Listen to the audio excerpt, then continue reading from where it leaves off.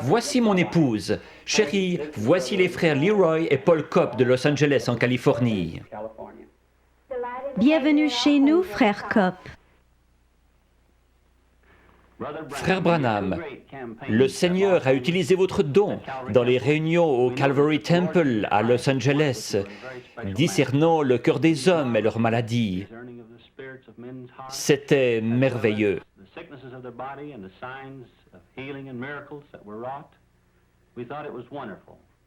Nous voudrions en savoir plus à propos de votre don, frère Branham.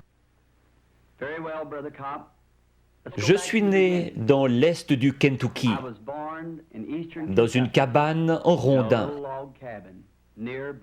Mes parents n'étaient pas portés sur la religion et n'allaient pas à l'église.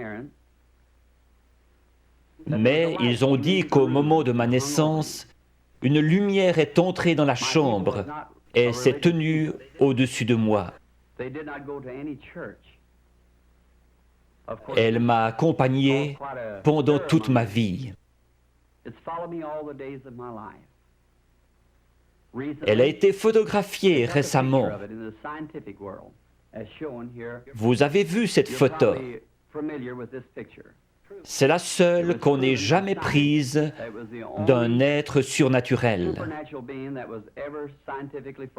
C'est le même ange de Dieu que celui qui accompagna les enfants d'Israël depuis l'Égypte.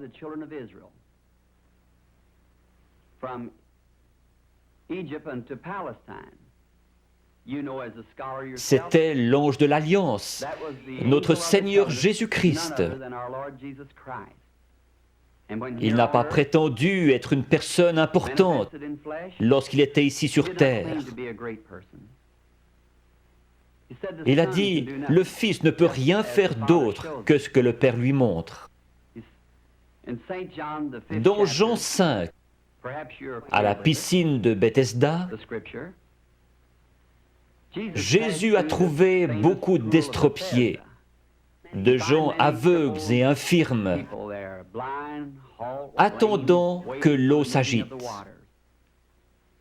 Il n'en a guéri qu'un seul, mais il savait où il était. Le Père le lui avait montré. Peut-être n'était-il pas estropié, il était couché sur un grabat.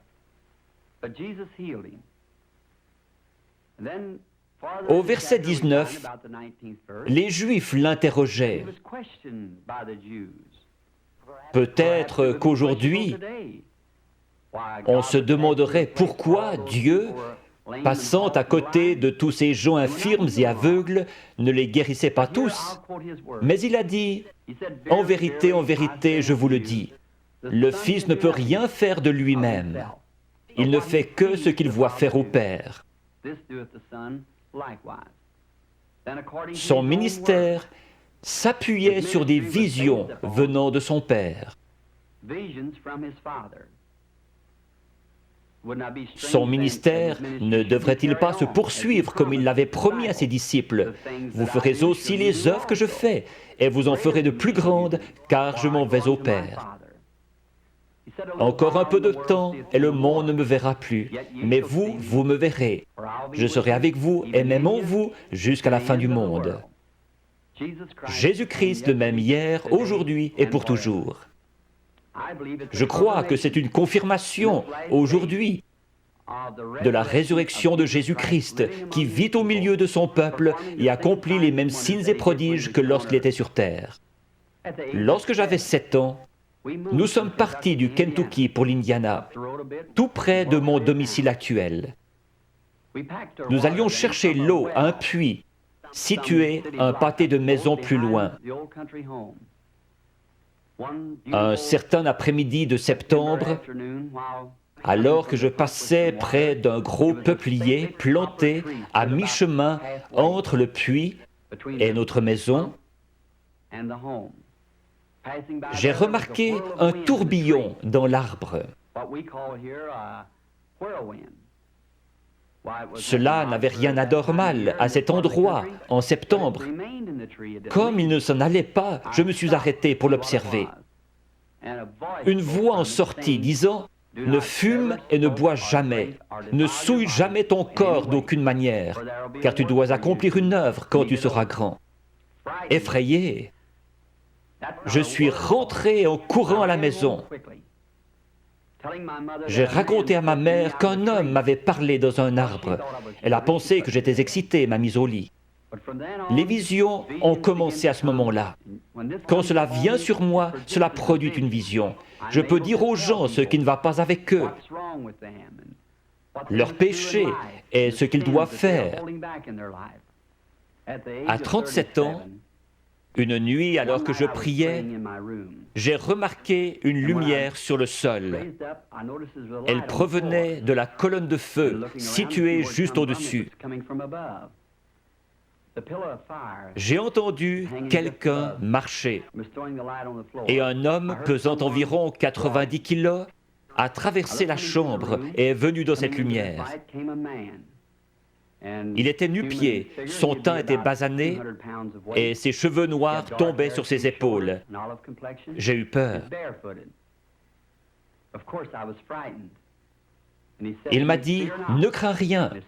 J'ai reconnu alors que c'était la même voix que celle qui m'avait toujours parlé. Mais c'était la première fois que je le voyais sous une forme humaine. Il a dit « Je suis envoyé de la présence de Dieu pour te dire que tu vas devoir prier pour les malades. De grands signes et prodiges accompagneront ton ministère et tu prieras pour des rois, etc. » J'ai dit « Je suis pauvre et sans instruction. Je ne serai pas capable de faire ce travail. » Il m'a dit que de même que Moïse reçut 2 signes pour confirmer son ministère, de même j'en recevrai 2. L'un serait les miracles en priant pour les malades et l'autre serait de connaître les secrets des cœurs. Je lui ai dit que j'avais prié à ce sujet, mais que les gens avaient dit que c'était du diable. Il m'a cité le passage des Écritures où Philippe s'adressait à Nathanaël. Puis Jésus lui dit qu'il se tenait sous l'arbre lorsque Philippe l'avait trouvé.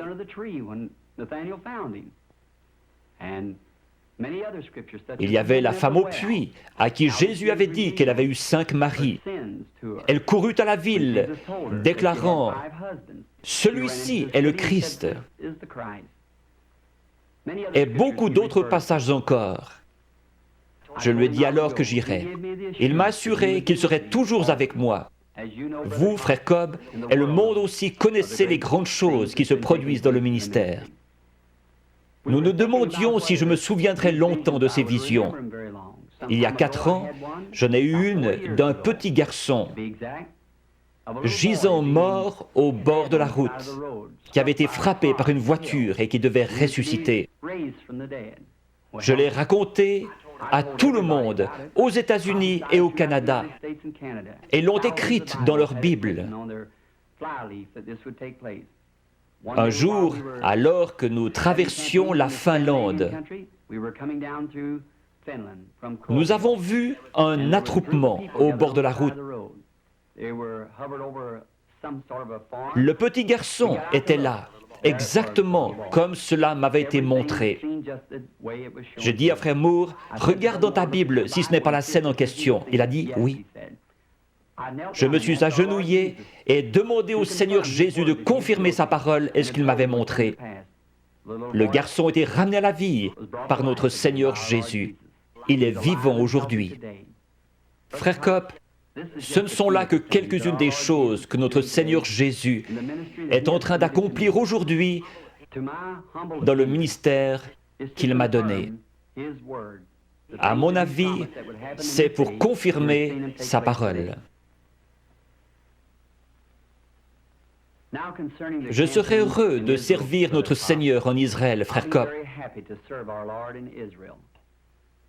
Je crois que mon ministère auprès des Juifs serait très efficace. L'Écriture dit, les Juifs demandent des miracles, les Grecs la sagesse.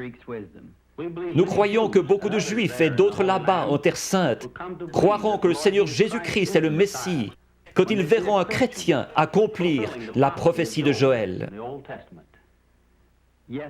Je suis sûr que vous vous référez à Joël 2, 28. Où il a dit que dans les derniers jours, il répandrait son esprit sur toute chair, que les fils et les filles prophétiseraient, que les vieillards auraient des songes et les jeunes gens des visions. Nous devons vous dire au revoir maintenant. Nous avons eu du plaisir. Dieu voulant, nous nous verrons à Chicago dans quelques jours.